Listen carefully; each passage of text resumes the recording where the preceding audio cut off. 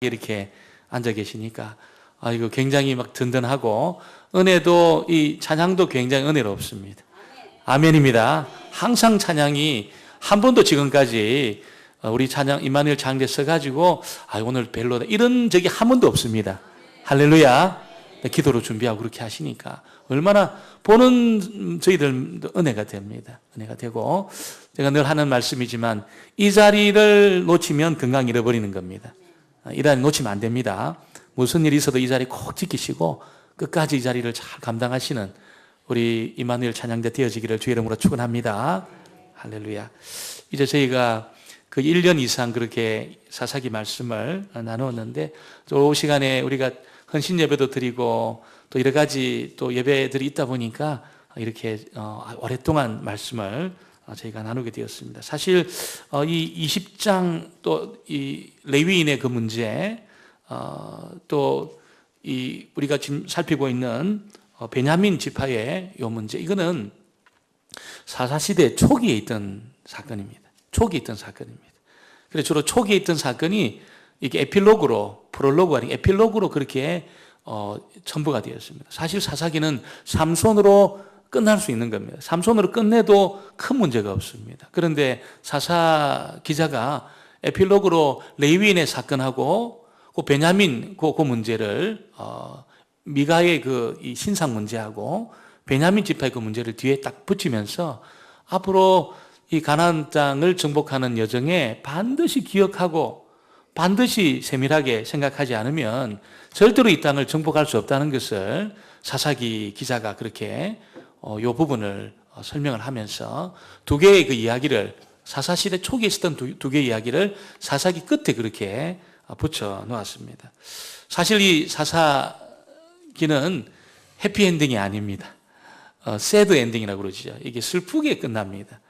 우리 생각엔 좀 기쁘게 좀 뭔가 좀 이게 위대한 승리를 경험하면서 삼손이 잘못했지만 삼손이 살았을 때보다 훨씬 더 많이 죽었을 때 많은 사람을 그렇게 이 블레셋 사람을 죽이면서 그렇게 끝나도 큰 문제 되지 않습니다. 그렇게 끝나면 참 좋겠는데 사사기는 그렇게 끝나지 않습니다. 굉장히 슬픈 두 개의 사건이 요 사실 끝에 딱 붙어가지고 그렇게 새드 엔딩으로 끝을 내고 있습니다. 요즘 사람들은 얼마나 이 시청자의 파워가 센지 이게 드라마가 이게 결말이 별로 좋지 않다. 주인공이 죽는다더라. 이게 이제 인터넷으로 나오면 시청자의 힘으로 작가에게 막 압력을 가해가지고 주인공 죽지 않도록 그렇게 막 압력을 가해가지고 그렇게 끝내는 그런 시대입니다. 그런 시대입니다. 그래서 시청자의 파워가 얼마나 센지 모른다는 것이죠.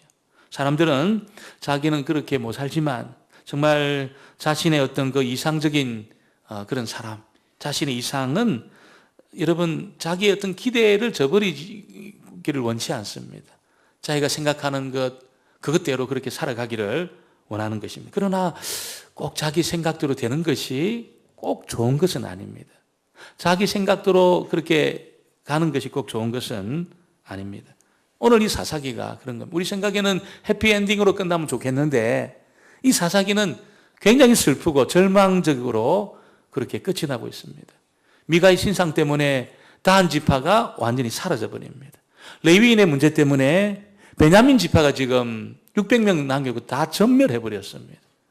그렇게 이제 슬프게 끝이 나고 있지만 오늘 사사기 기자는 이 사사기의 결말이 비극으로 지금 끝이 나고 있는 것을 통해서 강력한 메시지를 저희들에게 들려주고 있습니다. 그것은 지금 이 두 지파의 그 문제를 해결하지 않으면 가나안 정복 절대로 이룰 수 없다는 거예요. 미가의 신상 또 레위인의 그 문제와 같이 이 문제가 해결 안 되면 이런 식의 어떤 그런 문제가 계속 반복된다면 가나안 땅 정복은 불가능하다는 것을 그렇게 알려주고 있습니다. 오늘 우리가 다 읽지는 않았지만 베냐민 지파가 여러분이 기브아 베냐민 사람 중에 한 마을에 기브아라는 이 동성연애를 하던 그 성읍에 있는 사람들을 보호를 합니다. 우리가 오래전에 좀 살폈지만 레위인이 자기 아내 말고 자기 첩이 그렇게 행음하는 것을 그렇게 가서 데리고 온 거예요. 오다가 기브아에서 급탈을 당해서 죽습니다. 그러니까 여러분 12조각을 나누어요. 머리 자르고 팔 다리 자르고 뭐 다리 자르고 12도막 토막을 내가지고 각 지파로 택배를 붙이면 택배를. 그 택배를 받았는데 열어보니까 막 머리가 나오고 소리 나오고 막 팔 다리가 나오고 막 기겁을 하지 않겠습니까? 그래서 이게 어떻게 된 일이냐 모여가지고 결정하니까 이 레위인이 자초지정을 이야기를 합니다. 그래서 저 기부하는 저거는 살려두면 안 된다. 이스라엘 총회가 결정을 하고 베냐민 지파에게 통보를 한 거예요. 기부할 사람 내놔라고. 기부할 사람 우리가 저 사람들 처단할 테니까 내놔라. 그러니까 베냐민 사람들이 여러분 기부할 사람을 감사 돌았습니다. 못 준다는 거예요. 왜 우리 지파에 있는 사람들을 당신들이 지금 와서 이렇게 뭐 내놓아라, 죽이겠다, 살리겠다. 당신들이 그렇게 하냐? 그래서 결국 전쟁이 일어나게 된 겁니다. 전쟁이 지금 11지파하고 베냐민하고 전쟁이 일어나가지고 두 번은 접니다. 여러분 이스라엘 연합군이 두 번 집니다. 4만 명 이상 그렇게 전사를 하고 세 번째 전쟁에 그래 베냐민을 치는데 완전히 도만합니다. 완전히 아이든 어른이든 다 죽여버립니다. 여인이든 모든 사람을 다 죽여버립니다. 그래서 너무너무 무서워가지고 도망간 600명 빼고는 다 죽게 되었다는 것입니다. 20장 47절 말씀에 보면 베냐민 사람 600명이 돌이켜 광야로 도망하여 림몬 바위에 이르러 거기에서 넉 달 동안 지냈더라. 베냐민 지파가 지금 전멸하고 남자만 600명이 남았습니다. 그럼 남자만 600명이 남았다는 말이 무슨 말입니까? 이제는 지파가 계속 될 수 없다는 겁니다. 아니 남자만 어떻게 자신의 그 후손을 이어갈 수 있겠습니까? 이제는 끝났다는 겁니다. 여러분 이 베냐민 지파에 대해서 모세는 신명기에서 하나님의 특별한 사랑을 입은 지파다 그렇게 예언을 했습니다. 그들은 하나님 곁에 거하는 은총을 입은 사람으로 하나님이 날이 맞도록 베냐민 지파를 돌보고 지켜준다는 그런 예언을 모세가 했습니다. 얼마나 사랑받는 사람이면 하나님이 곁에 두고 여러분 날이 맞도록 보호한다는 겁니다. 그런 특별한 하나님의 축복을 받은 지파가 베냐민 지파입니다. 야곱도 창세기에 예언하기를 이 베냐민 지파는 11지파의 대결을 서슴지 않을 정도의 어떤 기백, 용기, 호전적인 그런 어떤 여러분 힘이 있던 그런 지파가 베냐민 지파였다는 겁니다. 우리가 신약시대에 가면은 바울이 베냐민 지파라고 자기 자랑을 자기가 삼청성까지 가고 여러 많은 다른 사람이 경험할 수 없는 그런 특별한 경험을 하면서 나는 베냐민 지파 사람이야. 그렇게 자랑을 합니다. 바로 그렇게 자랑을 합니다. 그러니까 이스라엘 지파 안에서도 왕을 배출한 정말 자부심을 가질 만한 그런 지파가 베냐민 지파였다는 겁니다. 그런데 이 지파가 몰락을 했습니다. 600명을 남겨놓고 다 죽었습니다. 그 600명도 지금 여자는 없습니다. 여자 다 죽었습니다. 남자만 600명이 그렇게 남았습니다. 남자만 가지고 뭘 하겠습니까, 여러분? 무슨 빨래를 합니까? 밥을 합니까? 애를 낳을 수 있겠습니까? 이제 시간 지나면 다 죽는 겁니다. 완전히 베냐민 지파는 단 지파처럼 몰락할 수밖에 없는 그런 지경 가운데 있게 된 것입니다. 왜 이렇게 되었을까요? 그렇게 하나님의 특별한 사랑을 받고 그렇게 힘이 있던 정말 자부심이 있는 그런 지파 사람들이 왜 이렇게 전멸하고 남자만 600명이 남게 되는 그런 일이 있었을까요? 그것은 다른 것이 아니고 기부하 사람들을 여러분 기부하 사람들을 이렇게 그들이 품었다는 겁니다. 기부하의 죄를 지적하지 않았습니다. 기부하의 그 죄를 죄라고 보지 않았습니다. 왜 그렇게 되었습니까? 이미 그 이방의 그 죄가 동성연애하는 그 죄가 성적인 그 죄가 베냐민 지파에 깊이 들어와 있었습니다. 그래서 지금 보니까 이 동성연애하는 사람들이 전부 이 지도자의 자녀들입니다. 그리고 전부 여러분 이 죄가 베냐민 지파 안에 다 그 죄가 들어와 있는 겁니다. 그래서 지적을 못하는 겁니다. 죄에 대해서 죄라고 그렇게 지적을 못하는 겁니다. 죄는 키우면 키울수록 커지게 되어 있습니다. 그러나 이 죄에 대해서 주님 앞에 드러내어 놓고 회개하고 용서를 구할 때 죄는 아무것도 아닙니다. 하나님 앞에 회개해서 해결받으면 죄는 아무것도 아닙니다. 그런데 죄는 이걸 여러분 주님 앞에 해결 안 하고 계속 품고 키우면 죄 때문에 여러분 개인도 망하고 가정도 망하고 공동체도 망하고 나라도 망하는 그런 심각한 그런 문제를 일으키는 그런 것이라는 겁니다. 여러분 특별히 베냐민이 이 죄에 대해서 하나님 앞에 민감하지 않았습니다. 그리고 문제는 또 베냐민 지파 사람들은 자신들에 대해서는 굉장히 호의적입니다. 다른 지파에 대해서는 굉장히 호전적이었습니다. 그래서 누가 이게 문제를 지적하는 것을 견디질 못하는 겁니다.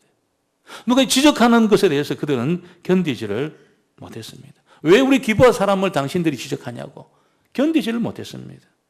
여러분 그 배경에는 베냐민 지파 사람들이 자신들에 대해서 굉장한 자신감이 있던 그런 지파였다는 것입니다. 그런데 문제는 죄가 너무 깊이 들어와서 스스로의 힘으로는 그 죄를 처리할 수 없는 그런 지경까지 있게 되었지만 베냐민 사람들이 너무 자신을 과신하다 보니까 지금 이 큰 실수를 범하고 말은 겁니다. 이스라엘 지파 공동체하고 전쟁을 해서 전멸하는 그런 일이 있게 된 것입니다. 우리가 하나님 말씀을 날마다 우리가 스스로 여러분 적용하고 묵상하고 그렇게 계속 자기에게 그렇게 하지 않으면 나는 아무런 문제가 없는 것처럼 보입니다. 하나님 말씀 앞에 나를 항상 점검하지 않으면 나는 아무런 문제가 없는 사람처럼 보입니다. 대신에 다른 사람에게 문제가 있다고 그렇게 생각을 하게 되는 것이죠. 베냐민 사람들이 그랬습니다. 우리가 무슨 잘못이 있냐고 지금. 아니 그러면 11지파 사람들은 뭐가 잘났다고 자기들 그렇게 기부하 사람 죽인다고 달렸느냐고. 그래서 그러면 전쟁해보자 우리. 그래서 전쟁하다가 전멸하게 된 겁니다. 여러분 우리가 하나님 말씀을 적용하는데 항상 우리 자신에게 면밀하게 적용하지 않으면 다른 사람이 자꾸 문제가 있는 것 같아요. 나는 아무런 문제가 없는 것 같은데 자꾸 다른 사람의 문제가 커 보이는 그런 자리에 있게 되는 거예요. 그럼 어떻게 될까요? 하나님의 음성이 안 들립니다. 하나님 음성이 안 들려요.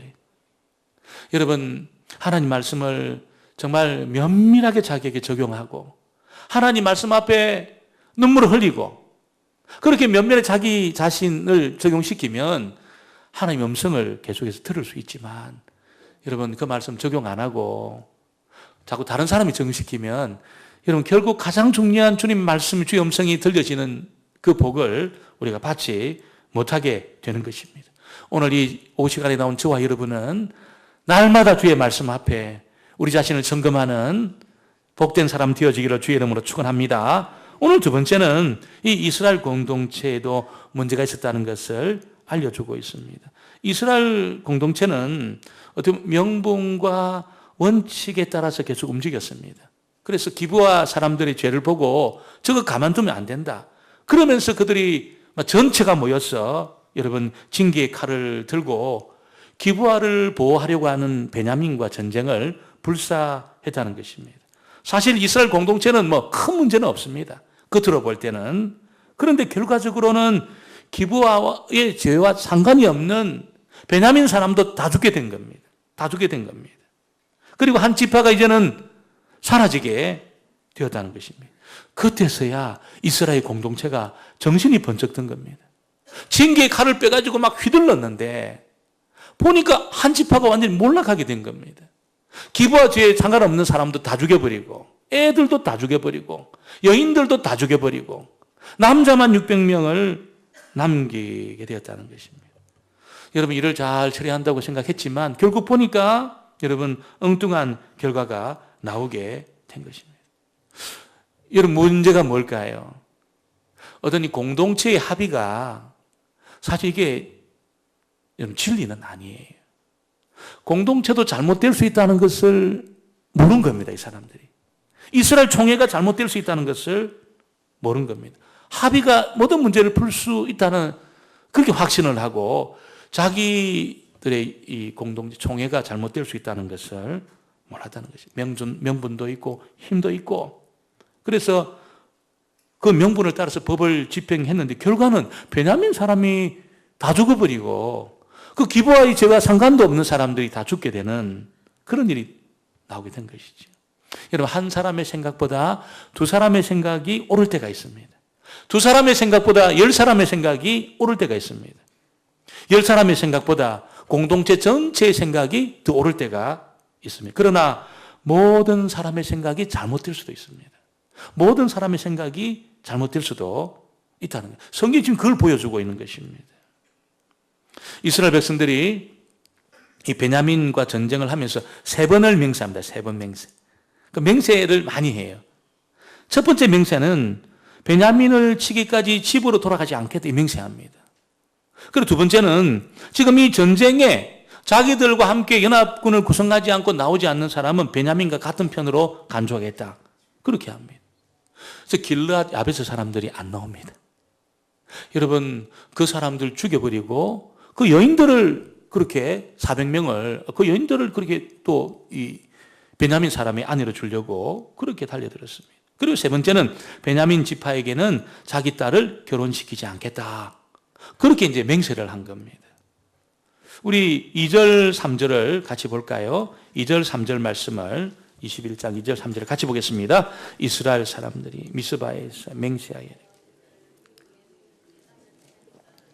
두지 아니하리라. 백성이 베델에 이르러 거기서 저녁까지 하나님 앞에 큰 소리로 울며 이르되 이스라엘의 하나님 여호와 어찌하여 이스라엘에 이런 일이 생겼어?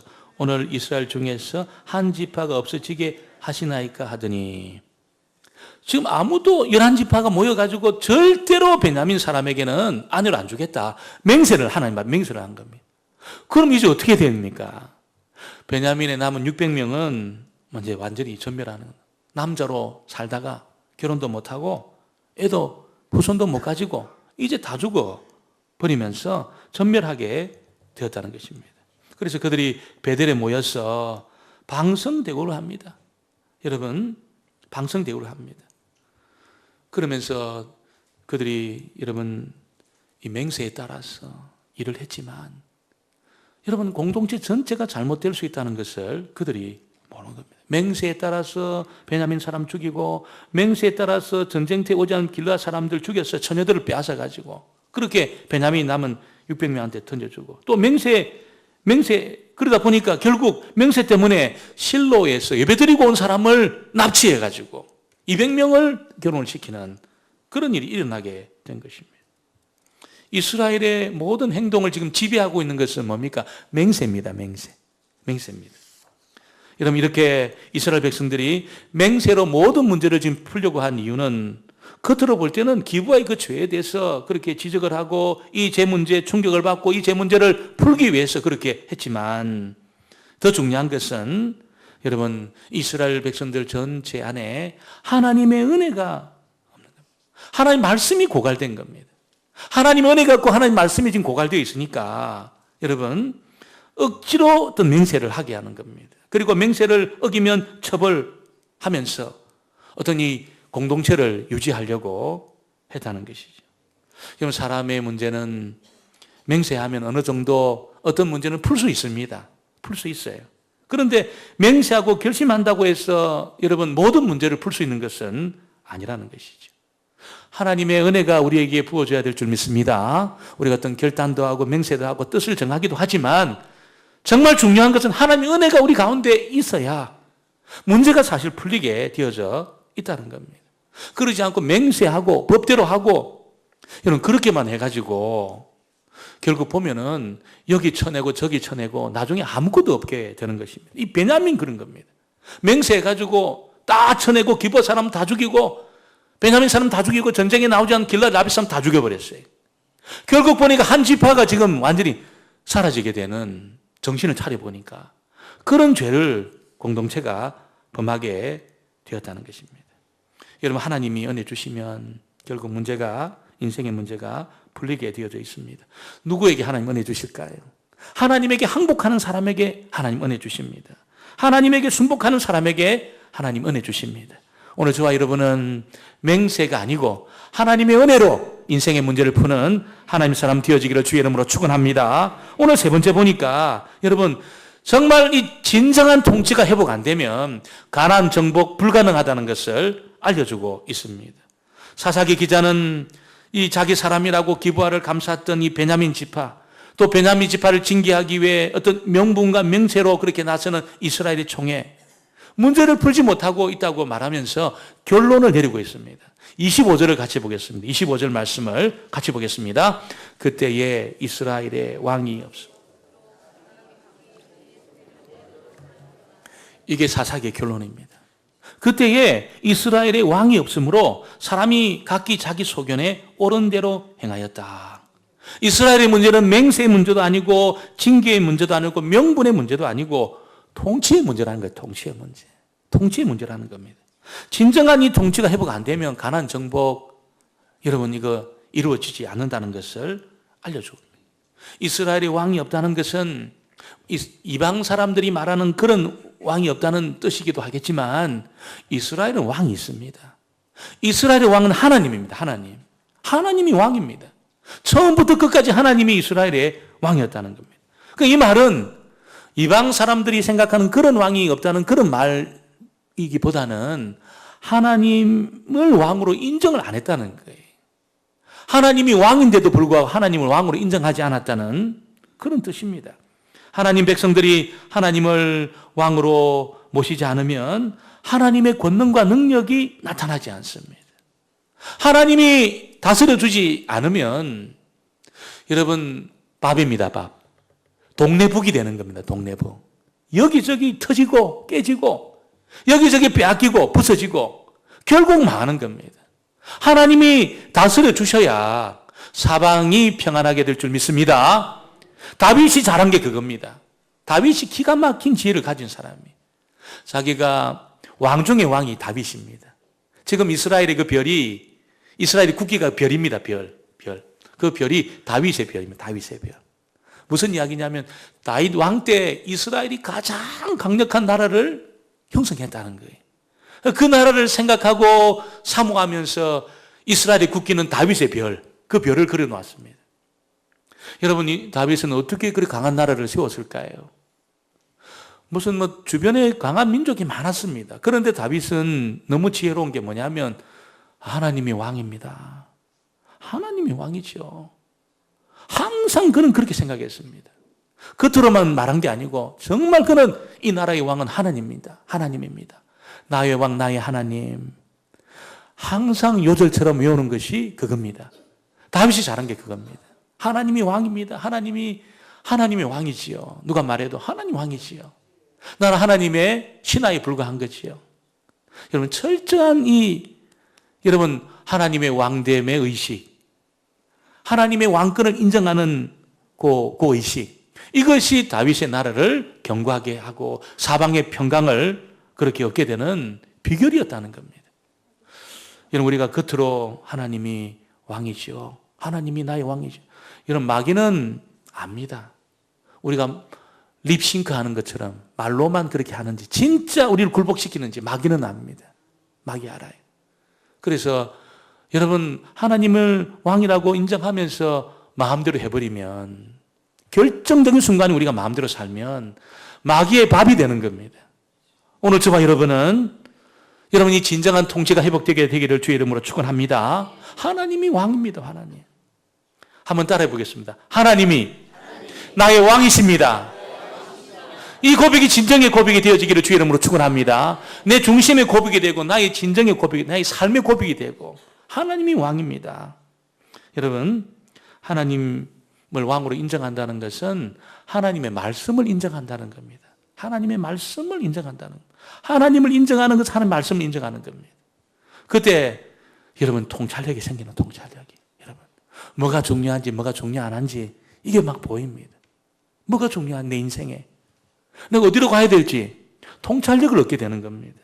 하나님이 다스려 주시니까 여러분 그렇게 안전해지고 안전한 그곳에서 생각이 바로 돌아가고 판단이 바로 돌아가고 그렇게 정말 하나님을 하나님으로 인정하는 그런 가정이 있는 집은 걱정할 거 없습니다. 하나님을 하나님으로 인정하는 그런 여러분 사장에 있는 회사는 걱정할 필요가 없습니다.